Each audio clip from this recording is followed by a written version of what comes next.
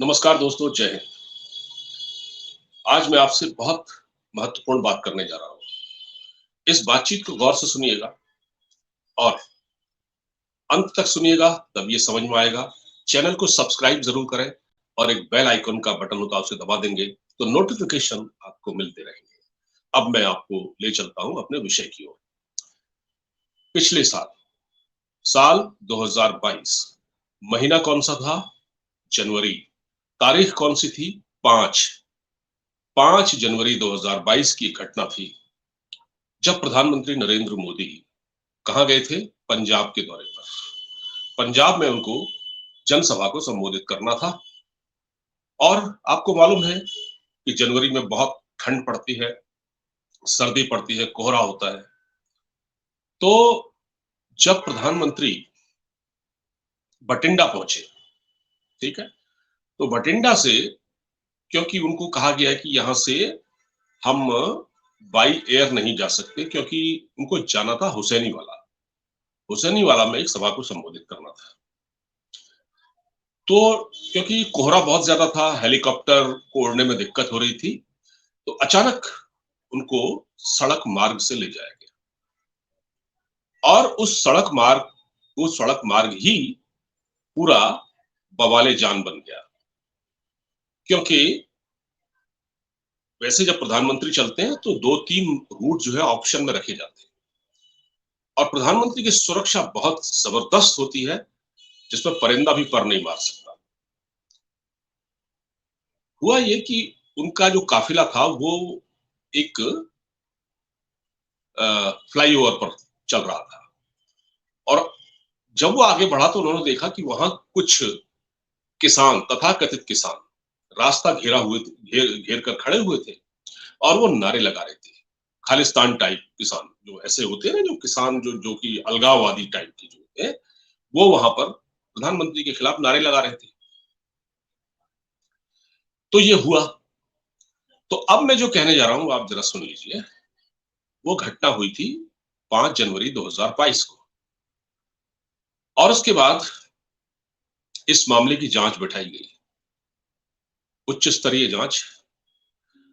वैसे तो जांच उस वक्त जो मुख्यमंत्री थे चरणजीत सिंह चन्नी, उनको करवा देनी चाहिए थी, तो ये मामला आगे बढ़ता ही नहीं। लेकिन हुआ क्या, क्योंकि चन्नी बहुत कम समय तक मुख्यमंत्री रहे और कांग्रेस की सरकार भी वहां नहीं रही।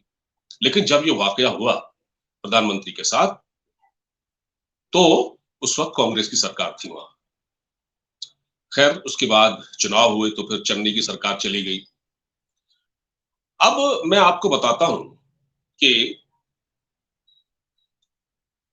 एक जांच कमेटी गठित की गई थी, एक महिला जज की उसमें अध्यक्षता में। इंदु वोहरा नाम है उनका। उनका उनके उनके उनके उसमें एक अध्यक्षता में एक जांच समिति बैठी बैठी और सुप्रीम कोर्ट ने वो कमेटी गठित की थी। तो उस जांच कमेटी ने जो रिपोर्ट देनी थी, वो तो दे दी। अप्रैल में जांच कमेटी ने अपनी रिपोर्ट दे दी थी, लेकिन वो रिपोर्ट आते आते मतलब मतलब अब से 6 महीने पहले उन्होंने वो रिपोर्ट दे दी थी। लेकिन क्या हुआ कि फिर वो केंद्र सरकार के पास वो रिपोर्ट आई, तो केंद्र सरकार ने उनको राज्य सरकार को दिया और राज्य सरकार से कहा कि जो भी अधिकारी इस मामले में कसूरवार हैं, जिन्होंने भी लापरवाही की है। प्रधानमंत्री का काफिला, आप सोचिए, प्रधानमंत्री का काफिला देश में कहीं भी जाता है तो उसको पहले ही क्लियर कर दिया जाता है। बहुत सारे इंस्ट्रक्शन होते हैं, खुफिया एजेंसियां पूरा इनपुट लेती हैं, इलाके का सर्च ऑपरेशन होता है, कहीं कोई गड़बड़ी तो नहीं है। उसके बाद उनका रूट तय किया जाता है। प्रधानमंत्री का रास्ता रोका गया फ्लाईओवर पर, आप सोचिए। प्रधानमंत्री का रास्ता भारत में तो कोई खैर रोक ही नहीं सकता, क्योंकि हमारे देश के प्रधानमंत्री हैं भाई। जब वो विदेशों में जाते हैं तो वहां भी कोई नहीं रास्ता रोकता, वो तो विदेशों में घूमते रहते हैं। क्या ऐसे कोई रास्ता रोकता है? अपने देश में ये हुआ तो बड़ी शर्मनाक घटना थी। उस वक्त की तत्कालीन जो पंजाब सरकार थी, उसके लिए ये उसके मुंह पर तमाचा था। खैर, वो सरकार तो नहीं रही। उसके बाद आम आदमी पार्टी की सरकार बनी, मुख्यमंत्री बने भगवंत मान। तो ये 6 महीने पहले जो जांच रिपोर्ट सुप्रीम कोर्ट ने दे दी थी केंद्र सरकार को, केंद्र सरकार ने फिर राज्य सरकार को, उसको ये भगवंत मान की सरकार दबा कर बैठी हुई थी। उस मतलब ये किस चीज का इंतजार कर रहे थे? मतलब ये कैसे लोग हैं, पंजाब में किन लोगों के हाथ में इस वक्त सत्ता की बागडोर है, आप यकीन कर सकते हैं जो पंजाब में इस वक्त हालात है। कभी खालिस्तानी सिर उठा रहा है, कभी अमृतपाल वहां घूमता है। अब खैर वो भी एक अलग मामला चल रहा है। तो ये लोग रिपोर्ट को दबा के बैठे हुए थे। इनको इस चीज की भी गंभीरता का अंदाजा नहीं था कि प्रधानमंत्री स्तर के व्यक्ति का, जो कि देश का सबसे ताकतवर व्यक्ति है, उसकी सुरक्षा में इतनी भारी सेंध लगी है उस फ्लाईओवर के ऊपर। वो जो फिरोजपुर शायद वही जगह थी, हुसैनी वाला जाना था उनको बठिंडा से होकर।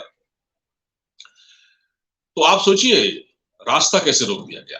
तो फिर सुप्रीम कोर्ट की इस रिपोर्ट के आधार पर अब जाकर, और वो भी तब जब हमारी सरकार ने इस पर सवाल उठाए कि आप 6 महीने से इस रिपोर्ट 6 महीने से ज्यादा हो गया, आपने इस रिपोर्ट पर कोई कार्रवाई नहीं की। वो जिम्मेदार अधिकारी तो आराम से बैठे हुए हैं, उन पर कोई एक्शन तो होना चाहिए भाई, उनको कुछ सबक तो सिखाइए। कब करेंगे आप ये काम? तब इनके कान खड़े हुए, क्योंकि अभी ये भारी दबाव में भी है।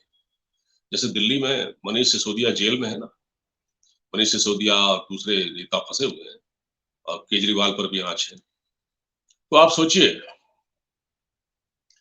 तब भगवंत मान नींद से जागे, भगवंत मान नींद से जागे, और उन्होंने क्या किया है कि पंजाब के मुख्यमंत्री भगवंत मान ने पूर्व डीजीपी एस चट्टोपाध्याय, वो चट्टोपाध्याय जो डीजीपी उस वक्त थे, वो उस वक्त अपने रिटायरमेंट के बहुत करीब थे, तो उन्होंने भी इसको बहुत ही सीरियसली नहीं लिया। ठीक है, चट्टोपाध्याय, आईजी इंदरवीर सिंह और एसएसपी हरमनदीप हंस को चार्जशीट करने के लिए मंजूरी दे दी है। ये भगवंत मान साहब ने ये एक्शन लिया है अब जाकर कि इनके खिलाफ एक चार्जशीट करने की मंजूरी दे दी गई है।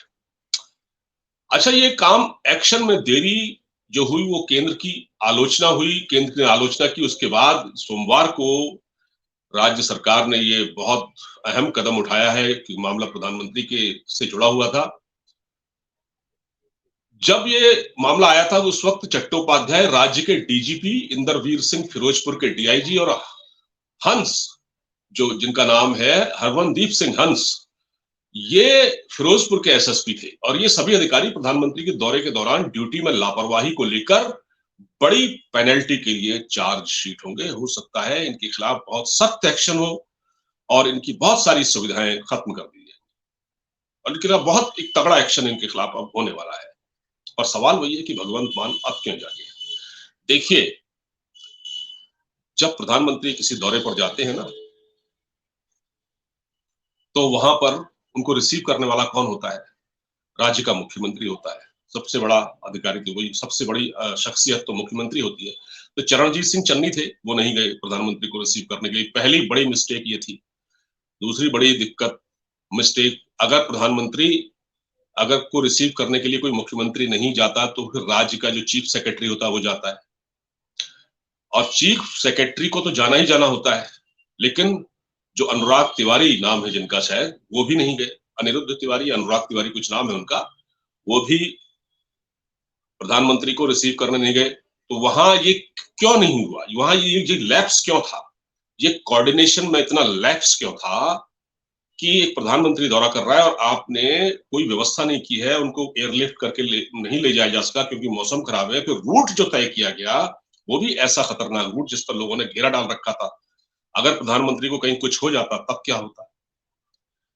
तो ये सारी लापरवाही, जितने आला अधिकारी हैं जो उस वक्त के थे, उन पर तो गाज गिरेगी, और जो चीफ सेक्रेटरी हैं इनके खिलाफ भी कार्रवाई होगी। क्योंकि ये देखिए, आप ये सोचिए कि ये जो जिस तरह की लापरवाही हुई है, और वो भी प्रधानमंत्री को लेकर, ना चीफ सेक्रेटरी पहुंचा ना मुख्यमंत्री पहुंचा। ठीक है, और जिन अधिकारियों ने ये रूट कैसे तय हुआ और किसने बनाया ये रूट? कौन सा अधिकारी इसके लिए जिम्मेदार है? मेन किसकी इसकी जांच होनी चाहिए कि उसने वो रूट क्यों दिया जहां पर एक फ्लाईओवर था और ऊपर आंदोलनकारी किसान खड़े थे। तो ये सारी चीजें हैं। अब भगवंत मान ने अब जाकर ये एक्शन लिया है। ये 6 महीने पहले जो रिपोर्ट आई थी उसको दबाकर जनाब बैठे हुए थे और अब इनको होश आया है कि नहीं, इस पर एक्शन होना है, क्योंकि खुद भी ये दबाव में है। खुद भी दबाव में है। मैं आपको बताता हूँ, भगवंत मान के खिलाफ भी जो जैसा दिल्ली में जो शराब घोटाला हुआ है ना, वैसे ही पंजाब में भी हुआ है और अब ईडी की नजर वहां भी है।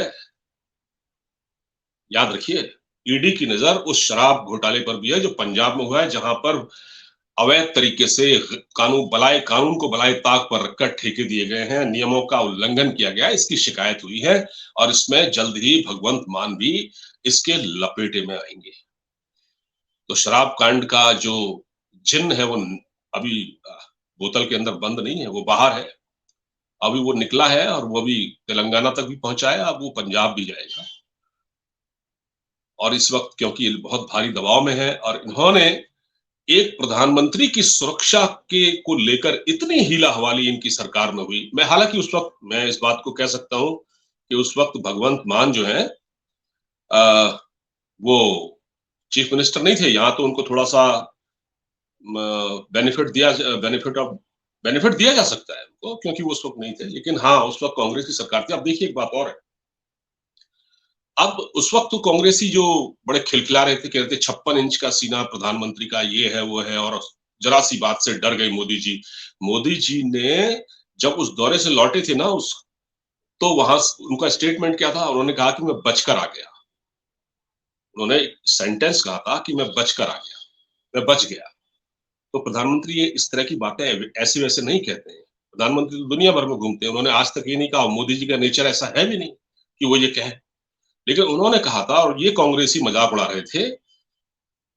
ये वो लोग हैं कांग्रेसी जिनके आप याद कीजिए, जिनका एक पीएम यानी राजीव गांधी, जिनकी सॉरी इंदिरा गांधी, जिनकी खालिस्तानी आतंकियों ने हत्या की थी गोली मारकर, ये वो कांग्रेसी हैं।